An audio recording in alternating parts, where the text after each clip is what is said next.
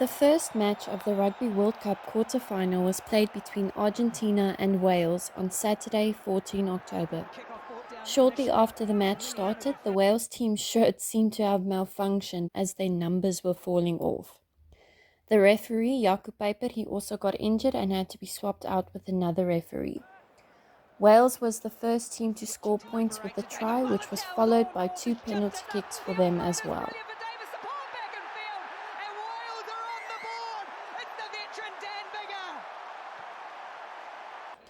A fight broke out between the two teams when a Welsh player high-tackled an Argentinian that was not in possession of the ball, resulting in a penalty kick for Argentina.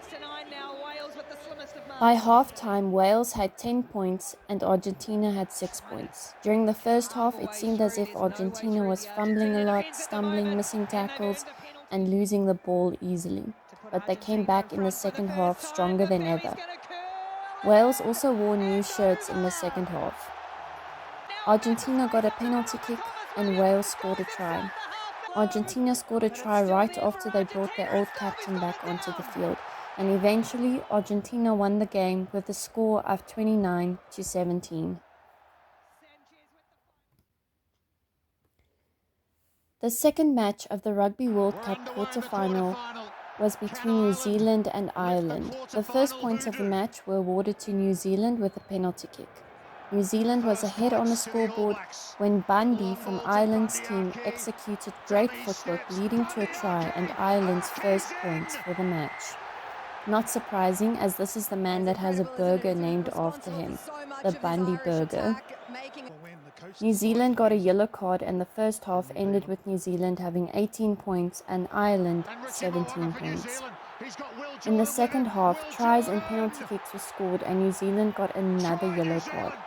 There was one instance where Ireland almost scored a try, but a New Zealand player had his legs underneath the ball to prevent it from being pressed to the ground. New Zealand eventually won the match 28-24. On Sunday, 15 October, England played against Fiji in the Rugby World Cup quarter-final. The first points of the match went to England as they had gotten a penalty kick and was quickly followed by a try for them. Fiji's first points were also from a penalty kick, and Fiji got a yellow card for head contact during the tackle. By halftime, England had 21 points and Fiji had 10 points. During the second half, England got a penalty, but Fiji caught up to their score with 2 tries, making the score an even 24-24. With 10 minutes of the game left, England made a drop goal, causing the score to be 27-24. England also got another penalty kick, making the score 30-24. After the 80-minute mark, it looked as if England might have caused 2 deliberate knock-ons, but it was classified as 1 knock-on. So Fiji then got the ball as part of the penalty, but England managed to steal it, making them win the game. The last game of the Rugby World Cup quarter-final was between France and South Africa. France scored the first points of the match with a try within the first 5 minutes of the game. But before the 10-minute mark, South Africa also scored a try, causing the score to be 7-7. South Africa eventually got another try, but France followed up with their own one, making them tied 12-12. South Africa came out on top again with another try, but France again caught up to them, making the score 19-19. South Africa's Eben Etzebeth got a yellow card just before halftime, and France got a penalty kick, making the score 22-19 for France by the end of the first half. In the second half, both teams got a penalty kick and South Africa scored a try, making the score 29 for South Africa and 25 for France. France got another penalty kick, causing them to be 1 point behind South Africa with 28-29. But in the end, South Africa won with a score of 29-28. The match was officiated by referee Ben O'Keefe from New Zealand, and France's scrum half Antoine Dupont said that he was not pleased with the ref's actions during the game. Well, what did you think of it?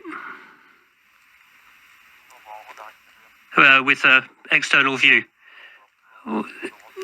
it's hard to talk about things because there's a lot of disappointment, a lot of frustration, but there are probably images we'll see that will make us even more frustrated. There's a few clear things that should have been blown, but where the whistle wasn't blown, but we could have had a penalty at a crucial moment.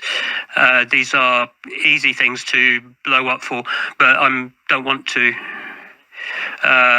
be a bad loser and moan about the refereeing. But I'm not sure the refereeing was up to the level of what was at stake today. This is what the Springboks had to say about Dupant's comments. Yeah, I think from our side, I mean, all we can do is play rugby. I mean, we can't control what decision the ref makes. And yeah, I don't know. We will have to look at the game afterwards. But I thought the communications with him and the calls that he made, were fair. I mean, I will never. I've never discredited the ref, and I'll never do that. But I don't know. We'll have to look after the game. But yeah, obviously he's got his own opinion.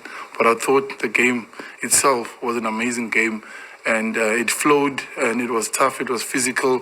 There was a lot of contest in the game. I think. The way both team plays outshines anything else out there, and the atmosphere was amazing. And I think that it was a perfect stage for everything with a strong French team. And I want to let you know, Jack, say they've been building for 4 years, this French team, and we knew it was going to take something special for us to win this game, and because they are so good, and for their leader to be injured and do everything he can to come back for a game like this and play like he hasn't left the field before. And yeah, we give all credit to them, and the French people have made this World Cup so special. The spirit, the vibe around, even when the French team is not playing, when we're playing away team, we could hear the French national anthem. That's why we knew how loud it was going to be and how hectic it was going to be. I mean, we had a speaker in our training session, so we can try and emulate the sound in our training session. So this French team can honestly, the people of France can be proud of their team. It was a 1-point game, and we had to win by a charge down from chairs and things that you don't see each and every single day in a game, you know. So I thought it was a tough game, it was a proper game, and it was going to take something so special from us to win this game. So French people and obviously the coach and Antoine, they can hold their heads up high.